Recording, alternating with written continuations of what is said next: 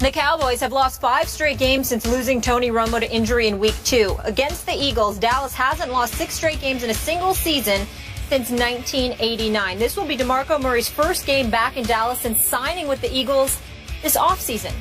We welcome Mark Schlereth to the desk. Super Bowl champion Mark Schlereth. Nice ring there. Well, you know it every now and again.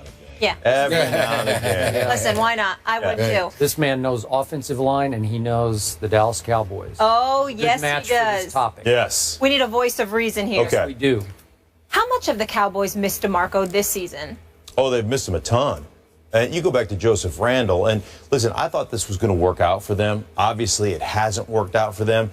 But, you know, I said this back in April or whatever it was when DeMarco Murray left for more money to go to Philadelphia and said this is not a great fit in Philadelphia. He's just not. And people thought, are you crazy? 1,800 yards. He was the #1 back in the National Football League last year. What do you mean it's not a good fit? Just because you bring a downhill runner into your system and then you put him in a side-to-side system, that doesn't make you a downhill team. It just flat out doesn't. So he was a bad fit going there. I thought they'd be able to overcome that. But when you watch Joseph Randle, and I know they released him, but when you watched him, this is a guy that doesn't understand the beauty of a nasty 2-3 yard run. And DeMarco Murray is a downhill guy. When you have a downhill offensive line and a downhill system, that when you block it for 3, he's going to get you 6. When you block it for 6, he's going to pop one out for 15. Yep. And when you block it for 15, man, he's gone to the house. So they really desperately miss him because he is that cog. You know, all works together. That offensive line, that running game, the tight ends, the wide receivers, they all work in unison when you have the right system and the right players plugged into that system. You can take a great player, in its case in point in Philadelphia, and plug him into the wrong system, and it becomes a guy.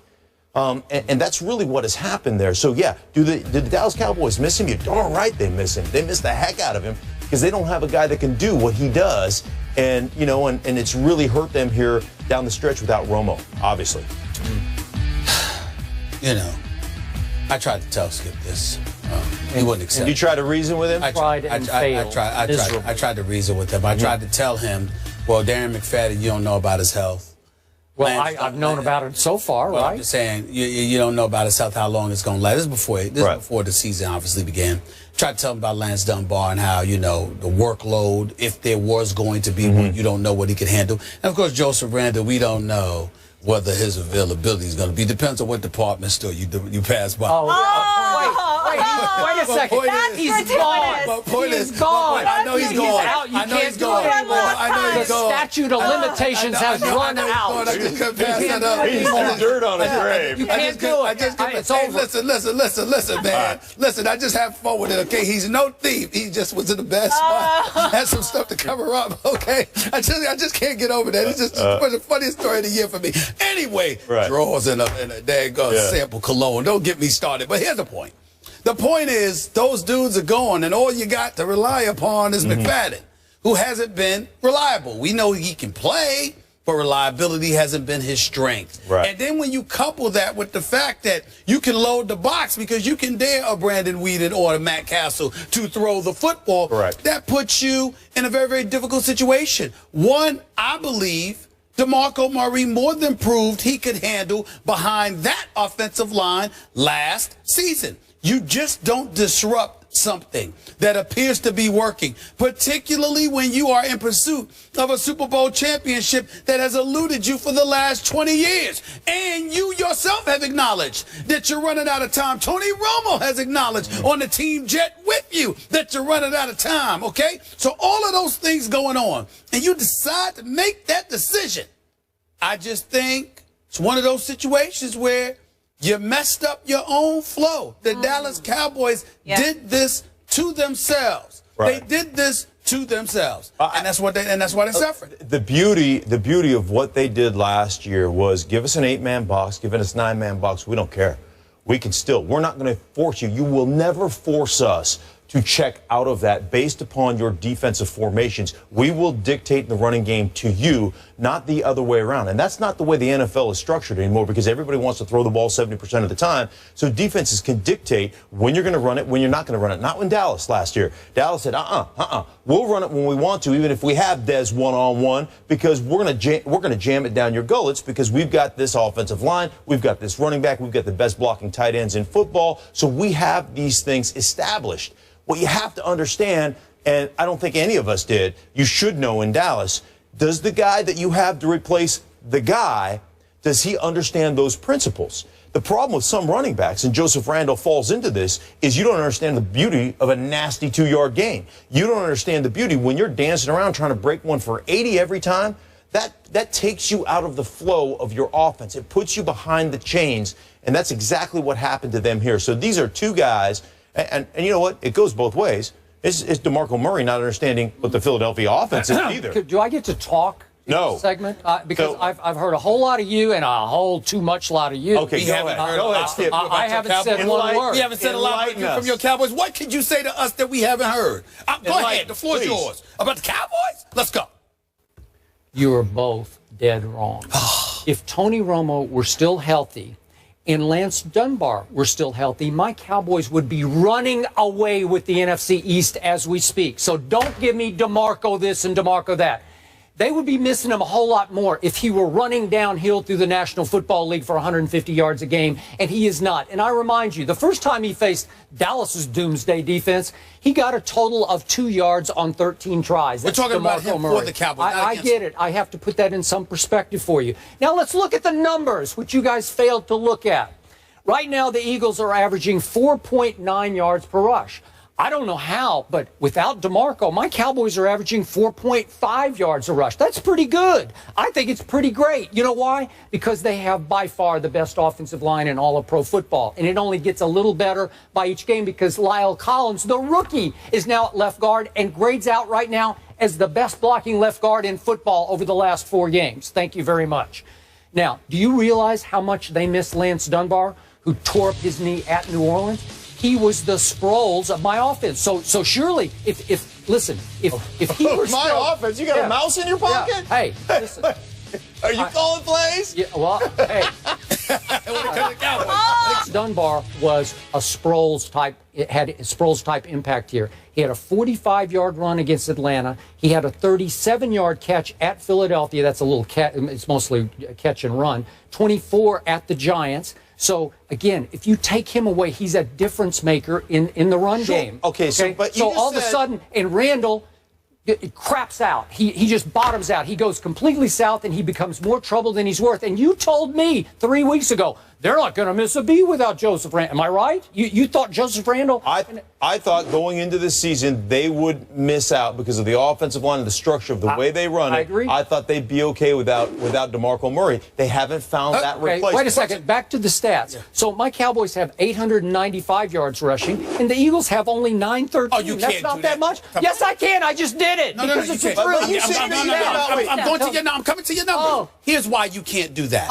Because of everything you and everybody else conceded coming into the system about DeMarco Murray being in Philadelphia. They talked about the system. They talked about how different it was than in Philly as he was in Dallas. So the debate here about DeMarco Murray, Skip, is not about DeMarco Murray as a running back. It's about DeMarco Murray within the Cowboys lineup behind that offensive line. I'm going to ask you this question.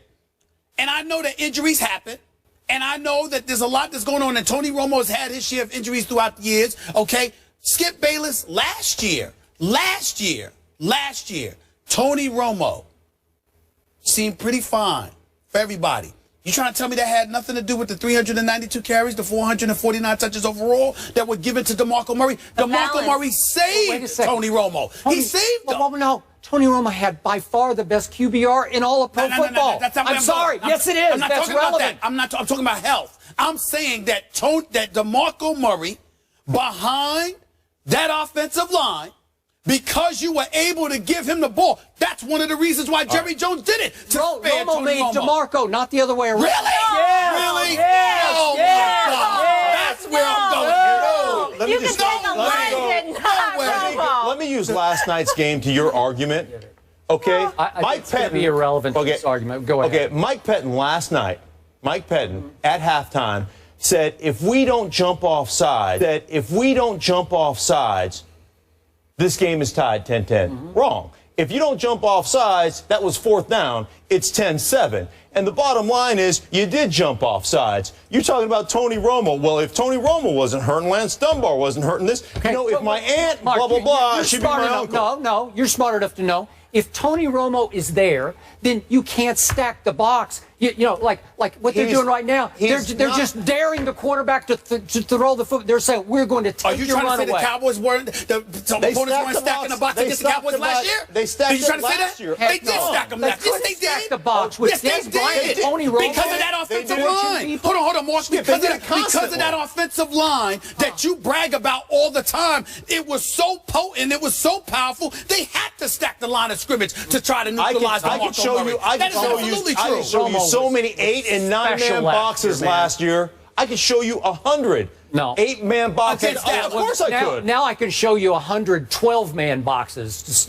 Like they're putting extra people in the box because Brand say we're going to take it away. And I just read you the numbers. Even though they're taking away the run, still averaging 4.5 yards a carry. That's pretty great. Which is why they stacked the line of scrimmage last year against the Cowboys. Because if you're going to stack them with McFadden running the football or Randall before he got cut running the football, what were you going to do with DeMarco Murray last year? You sat up there and picked the lesser of two evils, so you tried to key on DeMarco Murray and you dared Tony Romo to beat you, and by and large he did that. But don't say they didn't stack the line of scrimmage. They were stacked against DeMarco Murray. Tony Romo was saved last year because of DeMarco Murray. It is not the other way around. It is not the other way around. Oh my goodness. They worked together in unison. Tony Romo is a great quarterback's game. Tony Romo is a great player, regardless. He's a great player. He's a great quarterback. But you can't tell me that you know what, that balance doesn't help a quarterback. You can't tell me that running the ball doesn't take pressure off a guy. Of course it does. To a certain extent. And they work in unison together. Hey, the best fourth quarter QBR last year in pro football belonged to Tony Romo. When plays had to be made, it wasn't DeMarco making them. It was the quarterback making them and the wideout making them. Because why? Because people are hell-bent for election to stop. There's no more humiliating thing in the world than get shoved around and getting it run down your gullet as a football player. You know what? You give up a big pass over the top. You know what? Oh, we busted the coverage. Oh, they got us on that one. Whatever. When you get consistently 14 touchdown, that's humiliating to a defense. This game revolves around touchdown passes. Big touchdown passes. No, stop. Skip, last year, I understand your argument overall, but last year, how could you even deny that? It's embarrassing that you would deny how much embarrassing? Yes, how much I'm embarrassed to have this discussion. You should be embarrassed. Tony Romo, what did I say all year? Wait a second. Wait a second. What did I tell you all year? Wait a second. Tony Romo. I'm not being a hypocrite here. I told you the last 4 weeks of the year. Who did I say was the MVP of the league? Tony Romo. I know that. Hold on, time out. Thank you. So I'm not doing 20/20 hindsight. Since you want to do that, who said DeMarco Murray was the MVP? You did. That would you be were wrong, me. but it's okay. No. You were too. So here's the deal. I wasn't wrong. It's a quarterback's game. You can say want a running back? Wait a second. What is this league devalued in the draft over the last 5 years? That's not the point. Yes, it is. Don't change the argument. We're talking about the Cowboys from last year. It is no doubt that DeMarco Murray and his excellence behind that offensive line saved Tony Romo. And the second he was gone, he couldn't even last 2 weeks before he got knocked out for half the season. That's the bottom line. Because you don't got knocked out by a cheap shot by a rookie from the Philadelphia Eagles. Whatever. Are you kidding me? I didn't find the bottom line is this. Complete teams win championships. Complete teams have success. And if you go control the line of scrimmage in this league, I don't care how good your quarterback is, Andrew Luck, case in point, when you spend all your money on periphery players and wide receivers and you don't invest in an offensive line and you don't invest in controlling line of scrimmage, you don't win. I don't care how good you are. He did. You cannot win without a quarterback. It's as simple as that. That's true. He handcuffed you with that, as you brought up with that November 22nd deadline, injured reserve with designation to return as well. Good point, Molly. We all good now? You're on my side now. We're all good? We're fine. We're fine. All good. I'm not good. Romo. Oh, yes, you're not good. You're not good. You know what any team would take? Eagles, Cowboys, Todd Gurley. He is doing things this year that are really special. Only Adrian Peterson has done. So is it too early to compare them? They play each other this week. Well, sort of. Back in a few.